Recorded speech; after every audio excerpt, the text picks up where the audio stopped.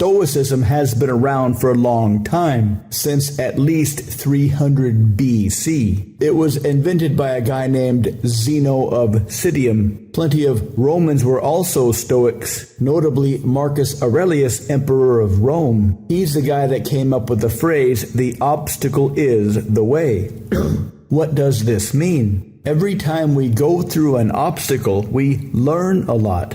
We learn about ourselves. We learn about the world. The more we learn, the better we can do. The more our skills grow. The more experience this puts into our brain. And the existence of an obstacle presupposes it is blocking our path. We want to go somewhere, literally or metaphorically, but an obstacle pops up. And it is an obstacle because we don't know how to get around it. Otherwise, it wouldn't be an obstacle. So when we try our best to figure it out, we learn a lot. What works, what doesn't work, etc.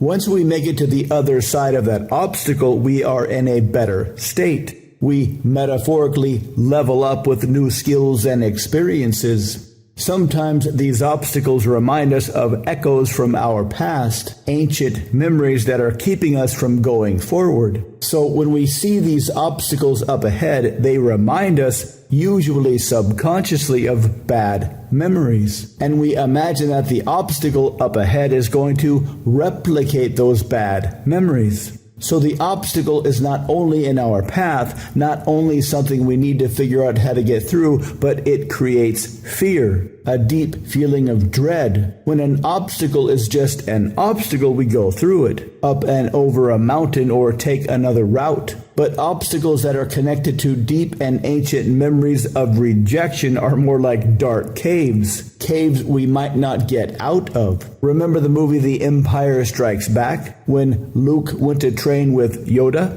It wasn't just running around and trying to levitate things out of the swamp. He had to go into the cave and face his biggest fears. Because unless we face our biggest fear, we will see them everywhere. The good news is our biggest fears are not nearly as big as we think they are. They were created when we were very young and very powerless. We didn't know anything about ourselves or the world. Kind of like if you were a little kid, you probably have memories of a huge playground where you used to play. But if you were to go back to that playground today, you might be surprised how small it really is. Just like you'll be surprised to figure out how small those ancient fears really are. Kill your demons and get in the game of life and play.